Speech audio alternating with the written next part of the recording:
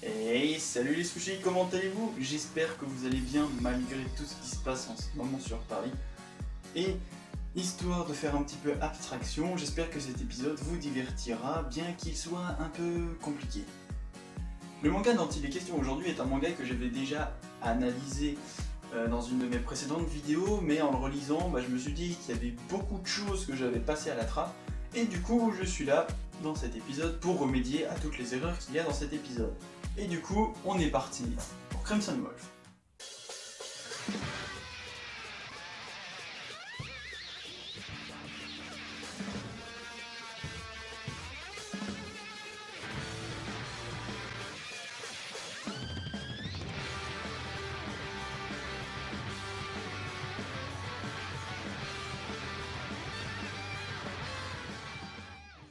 Crimson Wolf, de son nom original Kurenai no Okami to Achikase no Itsuji, en effet c'est original, c'est un manga de Seishi Kishimoto qui n'est d'autre que le frère jumeau du célèbre Masashi Kishimoto, créateur de Naruto pour les incultes.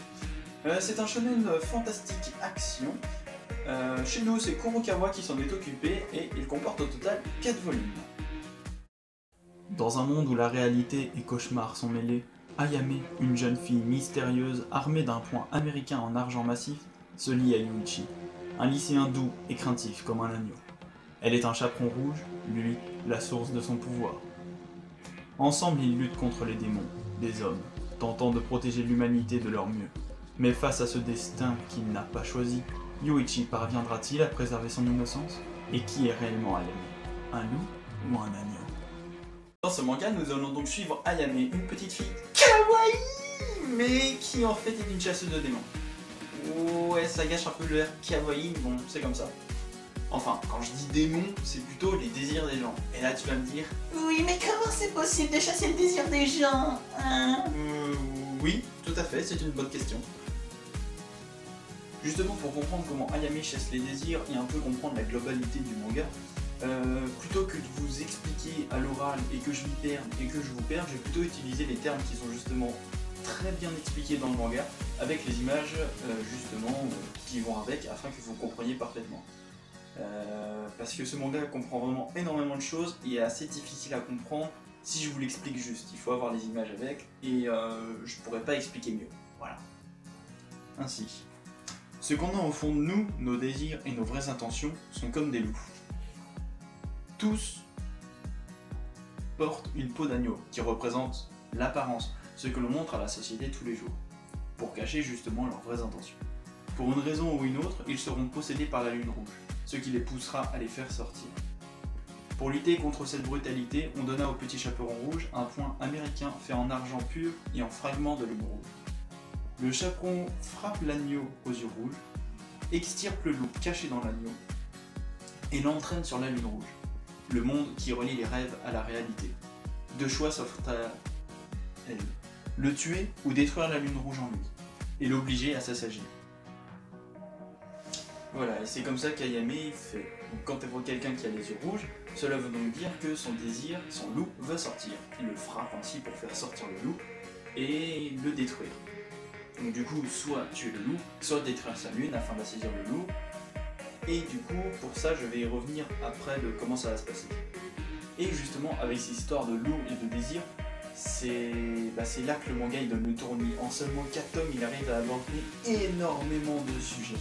Je vais essayer d'abréger et de faire un petit peu court pour pas trop vous perdre. Ce qu'il faut savoir, c'est qu'Ayame n'est qu'un loup, désir. Et donc, elle n'a pas d'apparence. Pour combattre les loups, elle est obligée d'en avoir un.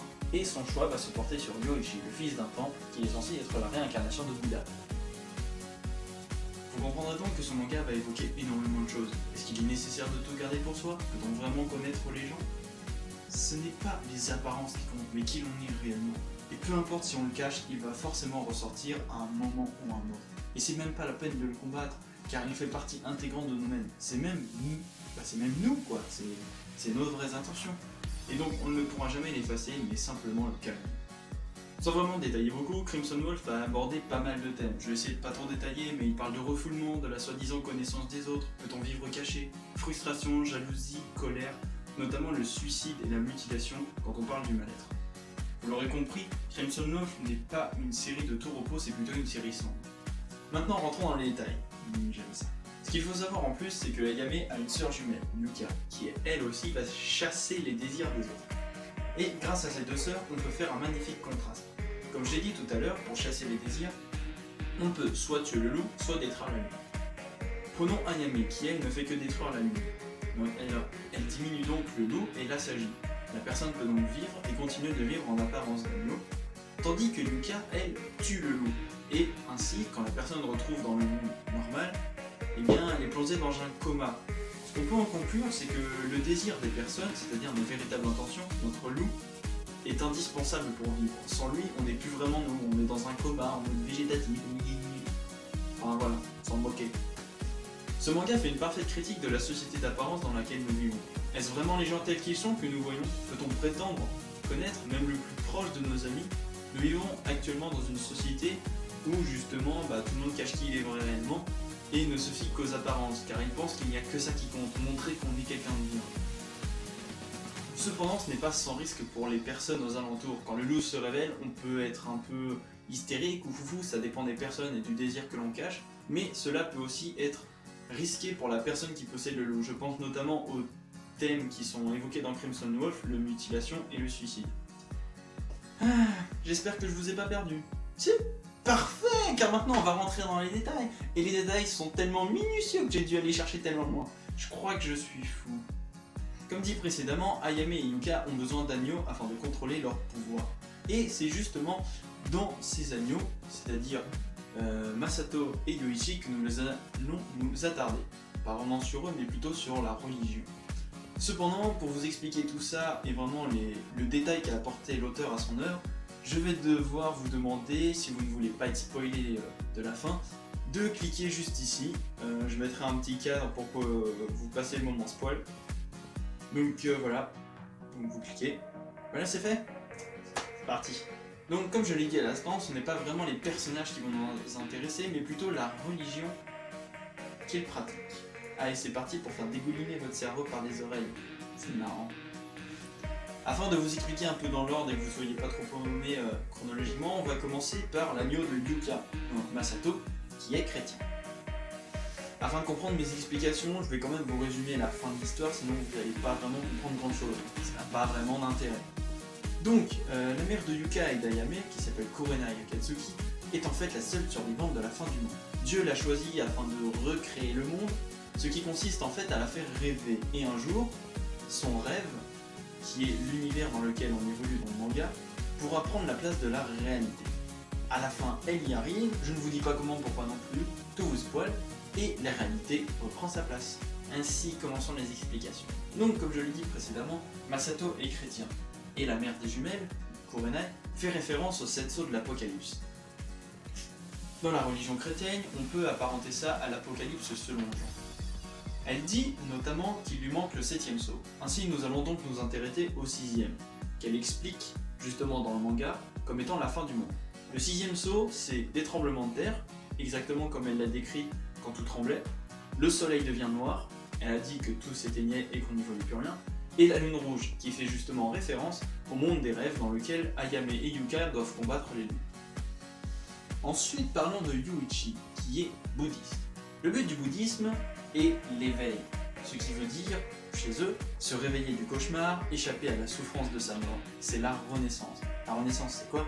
C'est justement un nouveau monde, chasser l'illusion et être illuminé par la réalité, c'est la délivrance, la libération de la souffrance, si on peut dire. Et tout ceci correspond exactement à la fin du manga. En effet, car dans la fin du manga, le rêve devient réalité. Ainsi, cela correspond à l'éveil qui est justement se réveiller du cauchemar et être illuminé par la réalité. De plus, dans ce nouveau monde, donc, ce qui fait référence justement à la renaissance, Yuichi arrive à déclarer sa flamme à Hibari, la fille qu'il aime, ce qu'il n'aurait jamais été capable. C'est le nouveau monde, c'est la délivrance comme on l'appelle. Quand on y pense, cela aurait largement pu être prévisible, puisque dès le départ, on nous introduit Yuichi comme étant la réincarnation de Bouddha. Ainsi, dans notre petite ménage, on aurait pu penser directement à l'éveil et que ce monde n'était pas forcément le chien. Mais bon, faut aller chercher tout ça loin, et j'avoue que même moi je n'y aurais pas pensé. Ces deux détails ne sont donc pas à prendre à la légère, ils ne sont ni là pour rien, ni par pur hasard. L'auteur veut nous faire comprendre des choses essentielles, tout comme on ne veut On ne peut pas vraiment savoir qui sont les gens. Est-ce que notre monde est le vrai? Est-ce que même c'est le seul? Toutes ces questions resteront sans réponse évidemment, puisque l'homme ne peut pas répondre à ces questions existentielles qui le dépassent.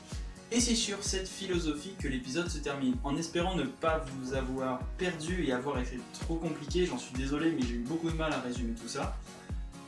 Puisque ce manga avait beaucoup de choses en réserve, et je le conçois, je vais loin dans mes analyses, mais c'est ce que j'aime et que j'aime faire quand je lis un manga, aller vraiment pousser loin les détails. J'espère que cet épisode vous a plu quand même. N'oubliez pas le pouce bleu, le commentaire, le partage. Vous abonner, ça fait toujours plaisir. Plus on est de fous, plus on rit. Manga Sanctuary, Manga Sphere, Facebook, tous les liens sont dans la description comme d'habitude. On se retrouve du coup pour la prochaine fois, la semaine prochaine pour la Mangacha octobre-novembre, vu que j'avais pas le temps de la faire pour octobre directement. Pour la rentrée, j'ai une super surprise pour vous, un épisode assez lourd et assez spécial. Du coup, il va sûrement pas sortir janvier mais février, ça va dépendre comment j'arrive à l'avancer. Voilà, donc une petite annonce sympa pour vous faire patienter d'ici là. Je vous prévois aussi un bon épisode pour Noël, sur une œuvre très connue que tout le monde connaît. Allez, tchuss les choucis.